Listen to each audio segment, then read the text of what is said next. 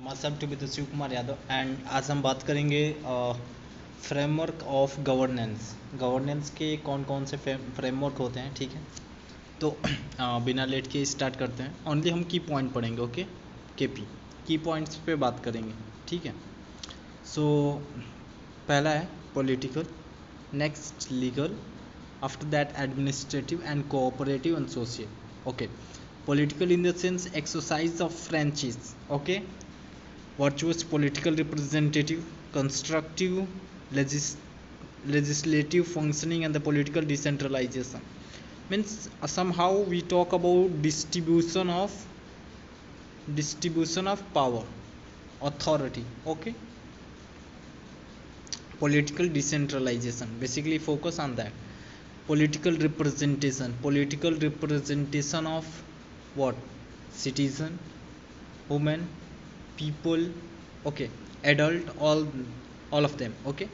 Next, framework of governance। जब भी हम गवर्नेंस की बात करते हैं तो people participation become a very important topic for governance, okay, जिसको हम बोलते हैं citizen centric, okay, CC.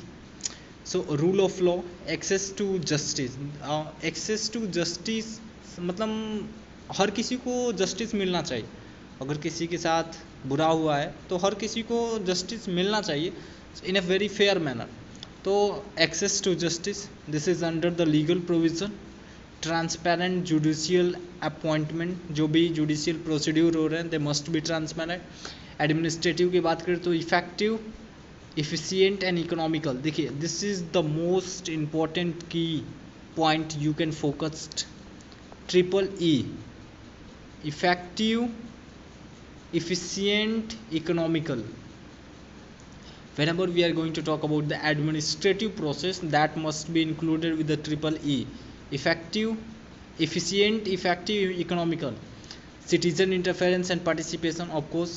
Quality of delivery, जब भी administration की बात करेंगे we talk about the service delivery, so that must be higher quality and maintain their standard up to a level of good or best, okay.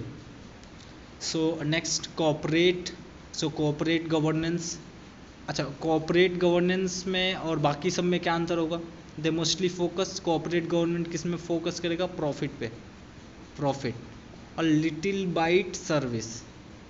मतलब corporate क्या चाहते हैं कि हमें प्रॉफिट ज़्यादा मिले और थोड़ा बहुत वेलफेयर का प्रोसेस भी करते हैं, कभी कभी करते हैं, हर टाइम नहीं करते हैं। There is a cooperative governance concept जिसमें हम इंक्लूड कर देते हैं कि भाई आपको कुछ ना कुछ ऐसा काम करना होगा वेलफेयर के तौर पे, ओके।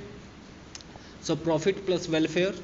फेयर ट्रेड प्रैक्टिसेस, ऐसा नहीं है कि वो भी टैक्स, मान लीजिए टैक्स का पैसा फिल ही ना करें, मतलब गवर्नमेंट को दे ही ना, ऐसा ना हो।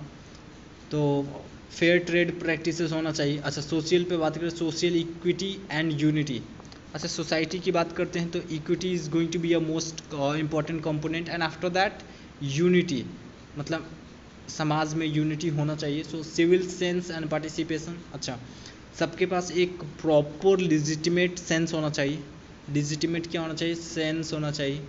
सेंस इन द सेंस कि प्रॉपर विजन होना चाहिए, a clear cut vision, clear cut vision. और वो विजन कैसा होना चाहिए? लॉन्ग टर्म विजन होना चाहिए कि हम एक सोसाइटी अपने देश को, मतलब अपने कंट्री को देख सके कि आने वाले 2 या 4-3 सालों में कहाँ अपने देश को देखना चाहते हैं, इकोनॉमिक ग्रोथ कितना देखना चाहते हैं, इंफ्रास्ट्रक्चरल और डेवलपमेंटल प्रोजेक्ट में कितना ग्रोथ देखना चाहती है, एम्प्लॉयमेंट में कितना ग्रोथ देखना चाहती है। तो एक लॉन्ग टर्म विजन होना चाहिए, LTV, okay. So this is all about the framework of governance, okay. Thank you.